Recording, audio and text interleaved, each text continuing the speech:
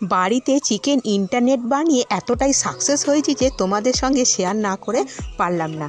তোমরাও বানাও এবং কমেন্ট করে জানাও। উষ্ণ গরম জলে চিনি ও ইস্ট দিয়ে ভিজিয়ে রেখেছি 15 মিনিট পরে, এবং ময়দা নিয়ে তাতে নুন, চিনি, আমুল দুধ এবং অ্যাক্টিভ করা সেই ইস্টটা দিয়ে ভালো করে কিন্তু মাখিয়ে নেব। দিয়ে বাটার মাখিয়ে আবারও রেস্টে রেখে দেবো। খুব ইজিভাবে চিকেন স্টাফিংটা বানিয়ে নেব। কড়াইতে আদা, রসুন, কাঁচা লঙ্কা, পেঁয়াজ সব কিন্তু কোচানো, কিছু পেস্ট দেওয়া যাবে না। দিয়ে হালকা সটে করে দিয়ে দেবো চিকেন।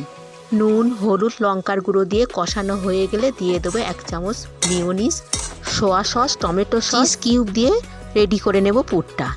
মসৃণ করে মাখা ডোয়ের একটা লেচি নিয়ে ভিতরে পুর ভরে ওপর থেকে চাপা দিয়ে এবং নেটের মতন করে জালি জালি করে শেপ দিয়ে এগ ব্রাশ করে তিল ছড়িয়ে লবণ হিটে 40 মিনিট রাখলেই কিন্তু রেডি চিকেন ইন্টারনেট।